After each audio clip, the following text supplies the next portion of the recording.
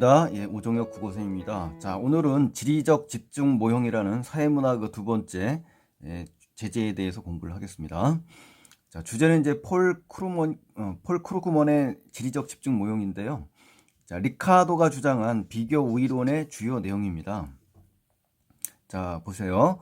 리카도의 비교 우위론, 우리 경제 시간에 리카도를 좀 많이 들어봤는데, 이 비교 우위론을 제창했죠. 근데 이제 국제 무역은 세계 전체의 생산을 증가시킨다. 그러니까 이제 국제 무역을 하게 되면 이 동일한 비용을 어때요? 더 많은 재화를 생산할 수 있다라는 의미입니다. 그래서 웬만하면 무역을 해서 생산을 증가시켜야 된다라는 리카도의 입장이에요.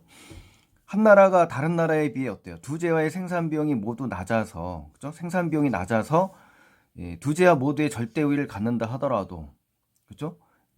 한 나라가 다른 나라에 비해서 절대 우위에 있다 하더라도 두 재화 생산의 기회비용을 비교하면, 그렇죠. 기회비용이라는 개념, 요거를 가지고 비교하게 되면 두 나라 모두 상대적으로 기회비용이 낮은 재화가 존재하게 됩니다. 아셨죠?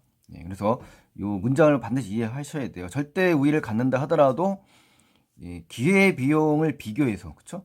그러니까 비교를 해서 상대적으로, 그러니까 절대적인 게 아니에요. 상대적으로 기회비용이 낮은 재화가 존재할 수밖에 없습니다. 반드시. 자, 이 때문에 절대 우위를 하나는 나라가 다 가질 수는 있지만 비교 우위는 절대 두 개 다 가질 수는 없는 겁니다. 자, 이 말을 다시 이제 풀어보겠습니다. 모든 재화의 생산에서 절대 우위를 갖는 나라도 어때요? 국제 무역을 하게 되면 이득이다 이거예요. 경제적으로. 그러니까 이득이기 때문에 경제적으로 무역을 해야 된다. 뭐 이런 얘기입니다. 그래서 두 번째로는 또 모든 재화의 생산에서 절대 우위를 갖지 못한 나라도 어떻다? 비교 우위를 갖는다. 비교 우위를 반드시 갖는 재화가 존재한다라는 겁니다. 그래서 바로 이렇게 이제 해석이 될 수 있으니까 이 문장과 어떻습니까? 다르게 이렇게 표현돼서 나오잖아요, 시험에. 이렇게 다르게 표현되는 이러한 그 서술형을 이렇게 서술된 표현들을 자유자재로 알아야만 문제 풀 때 편합니다. 자, 국가 A가 있다고 칩시다. 국가 A가 있는데 여기는 이제 장미의 비교 우위가 있어요. 그리고 B는 컴퓨터의 우위가 있다. 그렇죠? 하나는 꽃이고 하나는 이제 컴퓨터다 이거예요. 그럼 이런 상황을 생각해 보자는 거죠. 절대 우위가 아니라 비교예요. 비교 우위. 지금 이때 국가 A가 국가 B의 시장에 공급할 장미를 생산을 집중적으로 하고, 그렇죠. 비교 우위가 있으니까 우위에 있는 것만 생산하면 되지 않습니까? 그리고 B는 당연히 이 컴퓨터를 집중해서 생산하면 되잖아요. 그죠? 그러면 어때요? 양국의 생활 수준은 무역을 해서 함께 향상될 수밖에 없습니다. 그러니까 모든 재화의 생산에서 절대 우위를 갖는 나라도 결국보다 국제 무역에 참여하는 게 경제적인 이익이 된다는 말을 다시 확인할 수가 있는 거고요. 또 국제 무역을 통해서 비교 우위를 갖는 재화를 서로 교환하면 어때요? 그 국가들은 생활 수준이 함께 향상될 수가 있다는 겁니다. 그러니까 서로 어떻습니까? 누이 좋고 매부 좋고, 그렇죠? 이런 이런 같은 상생의 효과를 얻을 수가 있다는 거죠. 이렇게 국제 무역은, 그렇죠? 각국이 비교 우위를 갖는 재화 생산을 전문화하고, 그렇죠? 이게 전문화한다는 말, 그러니까 전문화라는 거 아까 장미면 장미, 컴퓨터면 컴퓨터 이렇게 이런 거에 비교 우위에 있는 것을 전문적으로 생산한다는 얘기예요. 그래서 그 재화를 만들어서 서로 무역을 통해서 교환하게 되면 세계 생산을 증가시킬 수밖에 없다라고 하는 것이 바로 리카도가 주장한 비교 우위론입니다. 그래서 일문단에 대한 내용을 잘 정리하세요. 국제무역에 참여하는 국가들은 비교 우위를 갖는 재화의 생산을 전문화하면 이득이다. 뭐 이렇게 아셨죠? 이렇게 해서 정확하게 정리를 하시기 바랍니다. 일문단은 어렵진 않습니다만 아까 말씀드린 것처럼 똑같은 문장이지만 다르게 표현해서 좀 낯설게 들릴 수 있게끔 만듭니다. 그런 것들을 자유자재로 정확하게 이해를 하셔야만 여러분께서는 내신 시험 변형 문제에 맞출 수가 있을 것입니다. 자, 두 번째 문단 가겠습니다. 비교 우위론이 전제로 한다. 그러면 수학 불변의 문제점이 있다. 그러니까 문제점에 대해서 지금 이야기하는 겁니다. 만약에 리카도의 비교 우위론이 전제된다. 그러면은 이 수학 불변의 전제가 되는 거거든요. 그렇죠? 이게 전제된다 했으니까. 근데 이제 문제점이 있다고요. 문제점. 자, 이러한 비교 우위론을 근본적으로 생산 규모가 증가하더라도 생산량의 증가율이, 그죠? 생산 비용의 증가율과 차이가 없다. 이게 이제 수학 불변이라는 얘기입니다. 그러니까 비교 의론은 이 수학 불변을 전제로 깐다는 거죠. 그럼 수학 불변은 뭐냐? 생산량 증가율이 생산 비용의 증가율과 차이가 없다. 그러니까 결국 뭐야? 거의 같다는 얘기죠. 자, 그러나 실제로는, 그렇죠. 현실적으로는 많은 산업에서 규모의 경제가 발생해서 생산 규모가 커지면 생산량의 증가율이 생산 비용보다 어때요? 커진다. 그러니까 생산량의 증가율이 생산 비용의 증가율보다 커진다고 했으니까 차이가 없다는 것과는 서로 어떻습니까? 괴리가 되겠죠. 그래서 이런 것을 뭐라고 한다? 수학 체증이라고 이야기하는 겁니다. 자, 체증이라는 것은 수량이 차례로 점차 늘어난다는 얘기입니다. 수학 체감하고는 반대말이죠.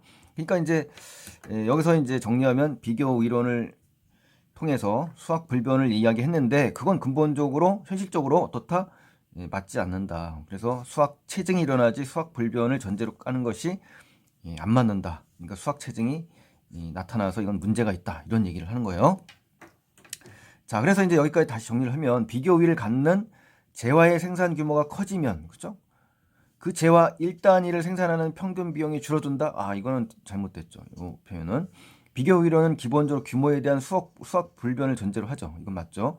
그래서 비교 우위를 갖는 재화의 생산 규모가 커진다고 하더라도 그 재화 1단위를 생산하는 평균 비용은 변하지 않습니다. 그러니까 줄어든다는 요 자체가 지금 잘못된 겁니다.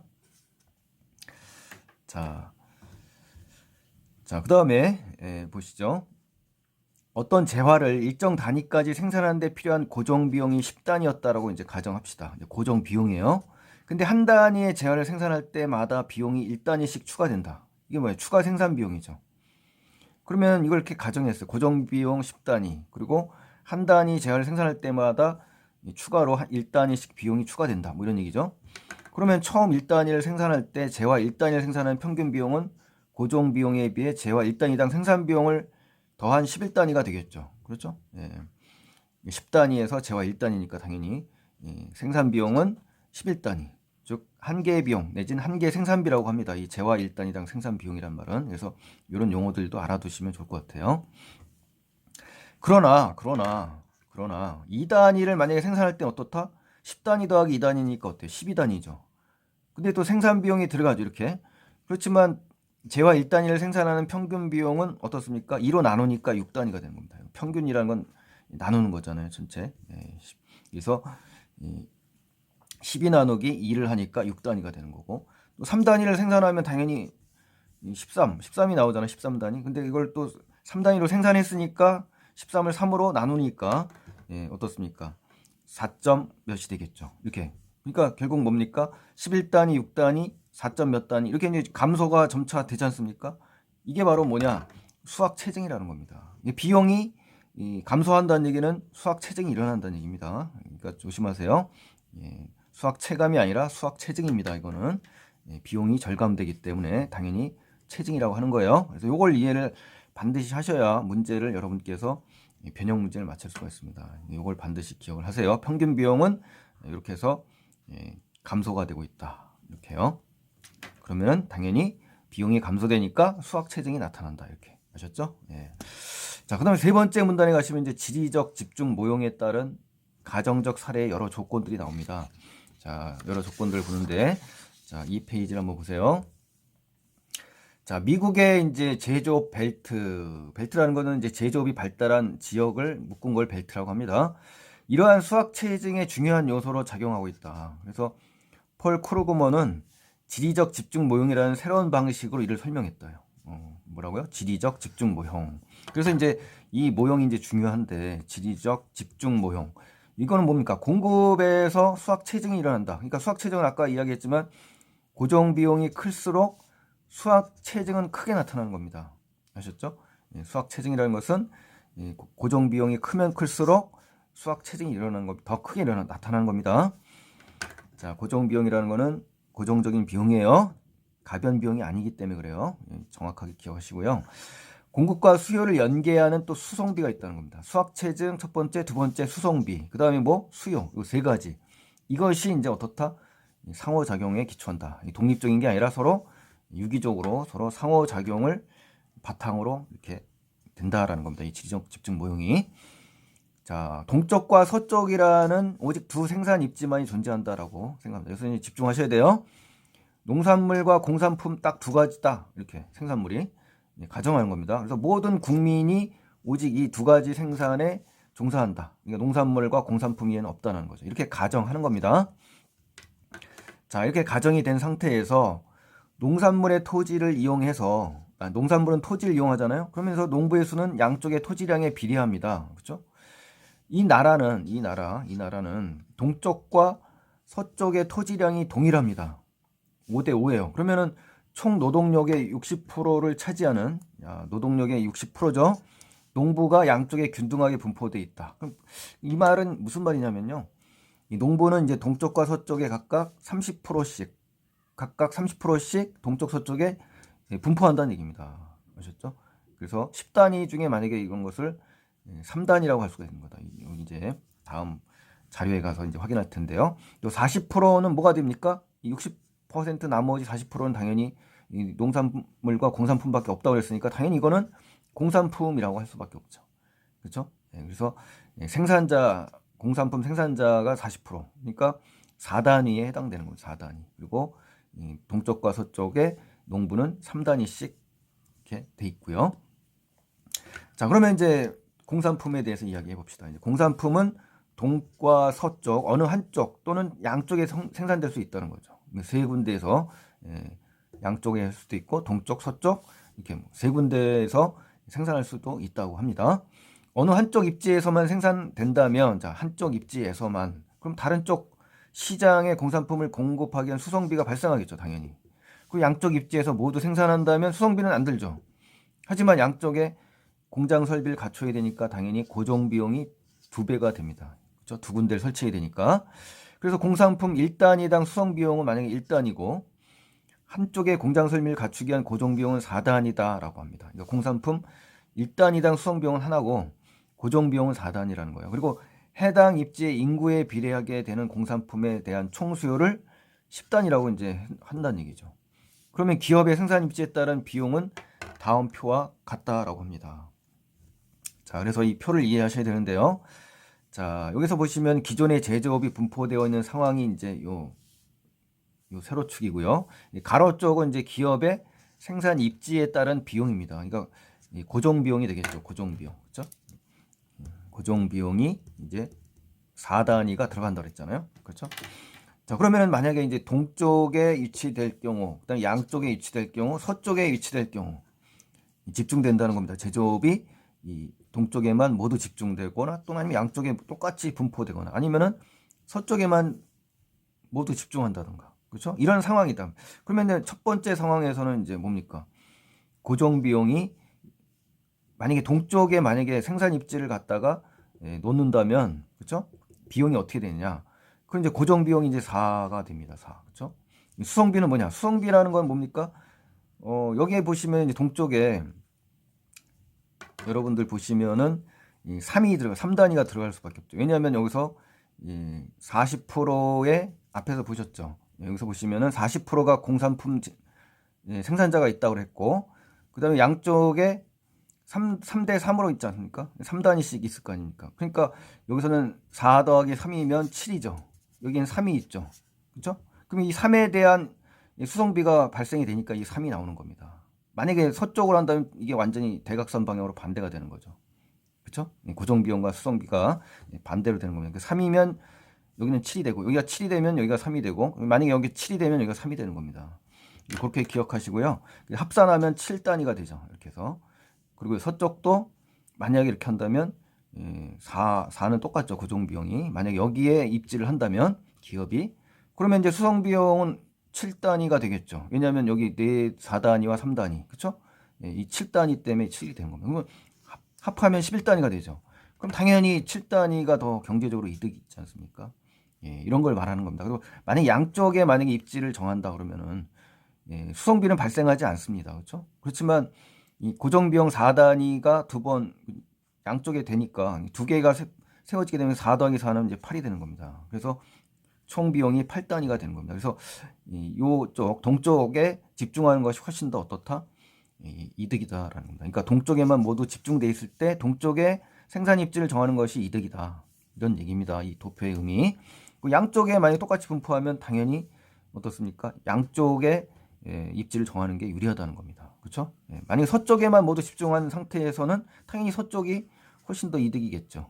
그렇죠? 서쪽에 입지를 하는 것이. 그러니까 이 제조업 벨트도 마찬가지입니다. 그러니까 생산자들이 모여 있는 그런 곳에 집중되어 있는 것이 훨씬 더 경제적으로 이득이다라는 겁니다. 자, 그러면 이제 이 폴 크루그먼의 견해에 따라서 기업의 상황을 분석을 해보겠습니다. 기업은 이제 이 나라입니다. 이 나라를 가정을 한 건데, 이거를 다시 한번 풀어서 문제식으로 이제 설명을 해드리겠습니다. 기존의 제조업이 만약에 집중되어 있는 곳에, 그쵸? 기존의 제조업 노동자의 수요로 그렇지 않은 것보다 어때요? 공산품 수요가 더 많이 존재하죠. 그렇죠? 제조업이 집중되는 것이 훨씬 더 수요가 많죠. 그 두 번째는 이제 기업은 기존의 제조업이 집중되어 있는 곳을 입지로 할 때 어땠습니까? 공산품 공급을 위한 수송비가 적게 발생하죠. 당연히. 집중되어 있는 곳에 입지로 정하는 것이 훨씬 더 수송비가 적게 발생한다라고 우리 표에서 방금 확인했죠. 또 세 번째, 기존의 제조업이 집중되어 있는 곳은 그렇지 않은 것보다 많은 수요가 존재합니다. 그렇죠? 많은 수요가 존재합니다. 또 수송비는 공급해야 할 곳의 수요에 비례하죠. 그렇죠? 당연히 수요에 의해서 수송비가 발생하는 거니까. 그리고 다섯 번째는 이제 기업은 수요가 많은 곳을 입지로 하여 수요가 적은 곳에 공산품을 공급할 때 수송비가 적게 발생하는 겁니다. 그러니까 기업은 수요가 많은 곳을 입지로 한다는 얘기는 기존의 제조업이 집중되어 있는 곳을 얘기하는 거예요. 또 여섯 번째, 기존의 제조업이 양쪽에 똑같이 분포되어 있다고 가정하면 어때요? 기업은 동쪽, 서쪽 어디를 입지하더라도 공산품 공급을 위한 수송비가 동일하게 발생하겠죠. 그러니까 양쪽의 수요가 같기 때문에 그렇습니다.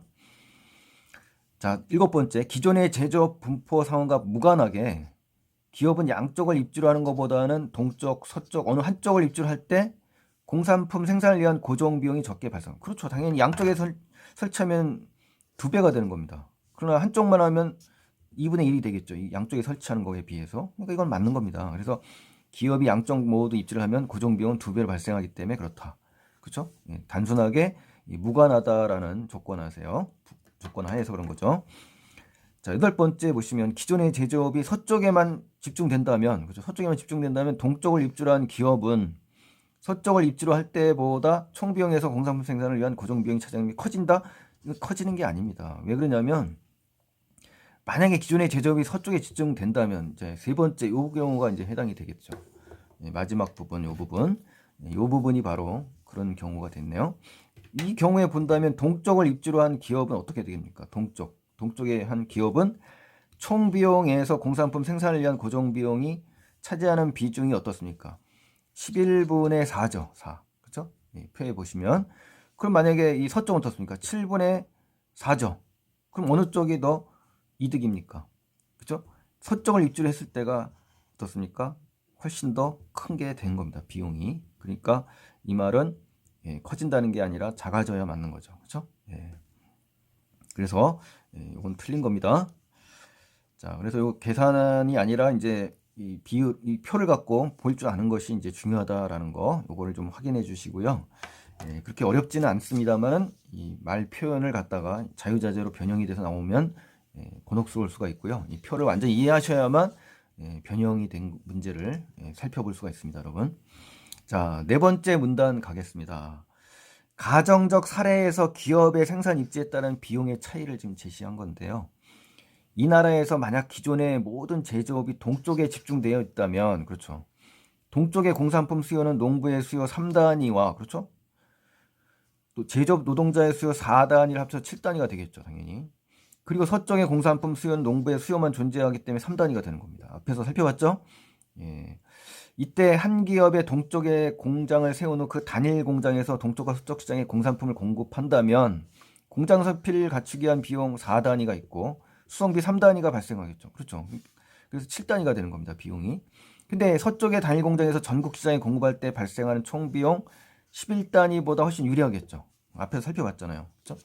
이 부분에서 11단위보다 이 7단위가 훨씬 더 이득이라는 얘기입니다. 또한 그것은 동쪽과 서쪽 양쪽에 공장을 세우는 것보다 유리합니다. 그래서 양쪽에 공장을 세울 경우 수송비는 들지 않지만 고정 비용이 8단위이기 때문에 이 8단위보다는 7단위가 훨씬 더 어떻다? 유리하다라는 겁니다. 아셨죠? 예. 자, 그러면 이제 A, B, C, D에 대해서 문제로 이제 만들어 봤는데 한번 보실까요? 만약에 A가 3단위라는 거죠. A가 3단위 이 부분. 그 공산품에 대한 이 나라 농부의 수요, 전체 수요는 6단위 중 절반에 해당되는 겁니다. 농부의 전체 수요가 6단위인데 그게 절반이니까 3단위가 되겠죠. 또 B는 이제 4단위잖아요. 4단위는 공산품에 대한 이 나라 제조업 노동자 수 전체 4단위에 해당되는 거죠. 노동자 4단위에 해당되는 겁니다. 또 C에 보시면은 요 3단위라고 했는데요. 3단위 나왔는데 이 3단위는 공산품에 대한 서쪽 농부의 수요 전체. 그렇죠? 예, 3단위에 해당되는 겁니다. 이게 지금 기존의 모든 제조업이 동쪽에 집중되어 있을 경우를 말하는 겁니다. 예, 그러니까 요 표와 같이 연계해서 보시면 돼요. 자, D는 뭡니까? D는 당연히 4단위라고 했죠. 서쪽의 단일 공장에서 전국 시장에 공급할 때 발생하는 고정비용과 같죠. 예, 고정비용과 같습니다. 그러니까 다시 말하면 4단위는 동쪽에서 단일 공장을 세울 때 고정비용 4단위, 서쪽에 세울 때 4단위. 그거 같지 않습니까? 그러니까 그런 이야기입니다. 고정비용이 어느 쪽에 설치하더라도 4단위가 똑같다 이 얘기입니다. 자, 5번에 A, B, C, D 할 때 11단위죠. 11단위. 11단위라는 것은 자, 공장 설비를 갖추기 위한 고정비용과 동쪽에 있는 농부의 어떻습니까? 수요를 합한 값이다. 이건 값과 같다. 이건 틀린 거죠. 왜냐하면 11단위라는 거는 공장 설비를 갖추기 위한 고정비용 4단위와 예, 여기 보시면은 공장 비용 설치 4단위와 수송비 7단위에서 11단위가 되는 겁니다. 그러니까 요 말의 의미는 예, 잘못된 거죠. 농부의 수요가 아니라 수송비를 얘기하는 겁니다. 그래서 이때 수송비 7단위는 동쪽에 있는 농부의 수요 3단위와 제조업 노동자의 수요 4단위 때문에 발생하는 것이기 때문에 농부의 수요라고 하면 안 되죠. 수송비 7단위라고 이야기해야 됩니다. 왜냐하면 이 수송비에는 농부의 수요 3단위와 제조업 노동자의 수요 4단위를 합한 것이기 때문에요. 일부밖에 지금 표현을 못한 거기 때문에 틀린 겁니다. 그래서 요 지문과 요 표와 연결해서 완전히 이해를 하셔야만 이번 시험에 여러분께서 적응을 할 수 있을 겁니다. 변형된 문제. 자, 따라서 모든 제조업이 동쪽에만 집중되어 있을 때, 자, 모든 제조업이 동쪽에만 집중되어 있을 때 기업의 가장 합리적인 선택은 당연히 동쪽에 공장을 세우는 것이에요. 결론은 이겁니다. 그래서 기업의 생산 입지에 따른 비용이 달라지죠? 예, 분포 상황에 따라. 자, 여보세요. 분포 상황에 따라 기업의 생산 입지에 따른 비용이 다르죠? 자, 그래서 이에 따라 기업의 합리적인 선택은 뭐다? 달라질 수밖에 없다. 유동적이다. 이 말, 유동적이다. 그러니까 제조업이 집중되어 있다면 그곳의 입지를 정하는 것이 가장 유리한 선택이다. 이게 이제 결론입니다. 그래서 예, 우리 뭡니까? 지리적 집중 모형. 이 단어 자체를 보세요. 지리적으로 집중적으로 몰려 있는 것이 유리하다. 이 얘기입니다. 그러니까 제조업이 그 지리적으로 집중적으로 모여 있다면 그곳의 입지를 정하는 것이 그 기업에서 가장 유리한 선택이다라는 것을 말해주는 거예요. 자, 5번째 마지막 문단입니다. 보세요. 미국의 제조업 벨트가 형성되고 유지되어 온 과정을 지금 설명했거든요. 자, 건국 초기 미국인들은 대부분 농업이었어요. 종사자들이. 근데 제조업에서 규모의 경제가 거의 발생하지 않은 시대였어요. 또 수송비도 매우 비쌌고. 따라서 이 시기에는 지리적 집중 현상이 나타나질 않았습니다. 근데 점차 시간이 지나면서 농업에서 공업으로 산업이 이행되고 또 남부를 제한 대부분 지역에서 뭡니까? 제조업이 이제 등장하기 시작했어요. 그래서 19세기 후반으로 넘어가니까 어떻습니까? 제조업에서 규모의 경제가 증가해 버렸어요. 그렇죠? 교통시설을 확충에 따라 수송비도 크게 저렴해졌고, 그러니까 비농업 거주지의 인구 비중이 증가했다는 겁니다. 비농업이에요, 비농업. 그 결과 어떻게 됩니까? 미국의 북동부라든가 중서부 동쪽을 보면 매우 좁은 지역에 강력한 제조업 벨트가 형성됐다는 겁니다. 벨트 모양이에요. 그러니까 집중적으로 이제 제조업이 모여 있다는 겁니다. 그 새로운 토지와 새로운 자원이 서쪽에서 이제 개발되고 남부에선 노예제가 이제 종식돼서 노동력이 굉장히 풍부해졌습니다. 그러다 보니까 오랫동안 확고히 자리를 잡았던 이 제조업 벨트의 견인력이라는 건요. 다른 것을 어떻게 끌어당기는 힘을 얘기하는 겁니다. 이 제조업 벨트의 견인력이 매우 강해가지고요. 이 지역의 제조업 집중 현상은 계속 유지될 수밖에 없었다고 합니다. 그러니까 시대는 바뀌었지만 어떻습니까? 오랫동안 확고히 자리 잡은 이 견인력, 이 벨트의 이 견인력 때문에 결국은 이 제조업 집중 현상은 계속 유지될 수밖에 없었다. 이렇게 메모리를 쳤네요. 근데 이제 요 의미가 뭐냐, 그렇죠? 이 의미가 뭐냐에 대해서 한번 살펴보겠습니다. 자, 요 가부분은요, 새로운 시작, 그러니까 시작될 때의 조건이 변했지만 계속 유지되었다는 뜻이고요. 새로운 토지와 새로운 자원이 서쪽에서 개발되고 남부의 노예제가 없어지고 노동력이 풍부해졌죠. 이 변화가 있었지만 유지될 수밖에 없었다라는 이야기입니다. 자, 두 번째, 시작된 이후 그 필요성이 더 커졌다, 이 얘기는 아니죠. 시작될 때의 조건이 변해서 조건이 변했죠. 조건이 마고. 그러니까 그 필요성은 줄어들었지만 이제 유지됐다는 얘기입니다. 어떤 문제 해결을 위해 계획적으로 시작됐다는 얘기가 아니라요. 예, 계속 유지됐다는 얘기죠. 시작된 이후 현재까지 대체 가능한 사건이 나타났다. 이것도 아닌 겁니다. 아셨죠? 생산자보다는 소비자의 이익을 극대화하기 위해 시작됐다. 이 말도 잘못됐습니다. 왜냐하면 생산자의 이익을 극대화하기 위해서지 소비자의 이익을 극대화한 것이 아니다. 그러니까 여러분께서는 이거 조심해야 돼요. 시험 문제 요것을 바꿔서 이렇게 서술할 수가 있습니다. 선지에서. 그러니까 여러분께서는 소비자와 생산자를 구분하시는 것이 좋겠습니다. 제가 이걸 써놓은 것 중에 이 부분이 아주 중요하네요. 어떤 현상이 고착화되면 쉽게 바뀌어지지 않는 경로 의존성도 보이는 겁니다. 그래서 고착화되면 쉽게 바뀌어지지 않으려는 성질, 이게 바로 뭐다? 경로 의존성입니다. 그래서 참고로 알아두시고요. 이걸 조심하셔야 돼요. 생산자 위주의 이익을 위해서 만든 거다. 소비자라고 이제 낚일 수가 있습니다. 조심하세요. 그런 점에서 제가 말씀을 미리 드립니다. 자, 그러면 이제 마무리와 설상 특징을 하고 이제 끝내겠습니다. 이 글은 리카도의 이제 비교 우이론이 이제 수학 불변을 전제로 한다는 문제점을 지적했습니다. 그리고 나서 수학 불변이 아니라 수학 체증이 나타난다. 그래서 폴 크루그먼의 견해에 따라 설명하고 있는데요. 미국에서 제조업 벨트가 형성된 과정을 수학 체증, 수송비, 수요라는 이 3요소의 상호작용에 기초해서 설명했습니다. 그래서 특히 지리적 집중, 이 모형을 통해서 제조업이 집중된 곳의 수학 체증을 통해서 뭐다? 비용이 감소가 된다. 그러니까 그래서 체증이라고 해서 이 비용이 증가 이렇게 하면 안 됩니다. 감소입니다. 그래서 정확하게 이 부분도 조심하셔야 돼요. 많은 수요가 존재했고 수송비도 절감됐죠. 그걸 갖다가 아주 간결하면서 명료하게 분석한 겁니다. 그래서 19세기 후반에 형성된 미국의 제조업 벨트가 여러 조건의 변화가 있었음에도 불구하고 오랜 기간 강한 견인력 때문에 계속 유지될 수밖에 없었다라는 그러한 그 이야기입니다.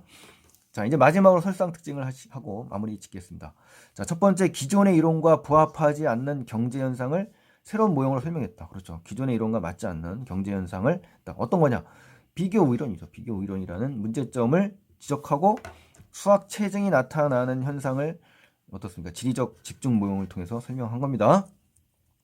또 수학 불변을 전제로 했죠. 리카도가. 이 비교 이론이. 그것과는 달리 실제로 많은 산업에서 어떤 수학 체증이 일어난다. 그리고 미국의 제조업 벨트는 이러한 수학 체증이 나타나는 대표적인 사례다. 이렇게 기억하시면 좋겠습니다. 그리고 경제 현상을 설명하는 이론들의 근본적인 한계를 검토했다. 이건 아닙니다. 왜냐하면 비교 이론이 문제점이 지적됐습니다만은 그 대신 이제 지리적 집중 모형을 통해서 수학 체증 현상을 설명했기 때문에 뭐 근본적인 한계를 생각한 거 이거 아닙니다. 다섯 번째, 두 경제학자가 나왔습니다. 핵심적인 이론을 제시한 후 장단점을 비교했다. 자, 이렇게 해서 이제 낚이시면 안 됩니다. 두 경제학자의 핵심적인 이론이 나왔지만 이것까지 맞거든요. 끝까지 보셔야 되는데 그 장단점 이걸 비교하지는 않았습니다. 아셨죠? 네. 또 경제학 이론이 발전해온 과정과 앞으로의 발전 방향을 제시했다. 리카도에서 이제 폴 크루그먼으로 이제 이어지니까 발전 과정이 제시된 건 맞다고 볼 수가 있습니다. 하지만 앞으로의 발전 방향에 대해서 뭐 시사하거나 전망하거나 이런 것은 아니다라는 겁니다. 그리고 마지막 7. 경제 현상을 바라보는 관점이 다양하게 존재하기 이건 뭐 당연히 아니겠죠. 그렇죠? 자, 이렇게 해서 오늘 그 경제 사회 문화 두 번째 시간으로요. 지리적 집중 모형에 대해서 공부를 했습니다. 그래서 여러분께서 시험에 들어가신다 그러면은 꼼꼼하게 보셔야 될 것 같아요. 쉬운 지문이긴 하지만 혼란스러운 부분들이 많기 때문에 선생님들이 출제할 확률이 많은 그런 제시문이라고 봅니다. 자, 오늘 도움이 되셨다면 구독 안 하신 분들은 구독 버튼 눌러주시고요. 다음 영상에 또 뵐 수 있도록 기대하겠습니다. 고맙습니다.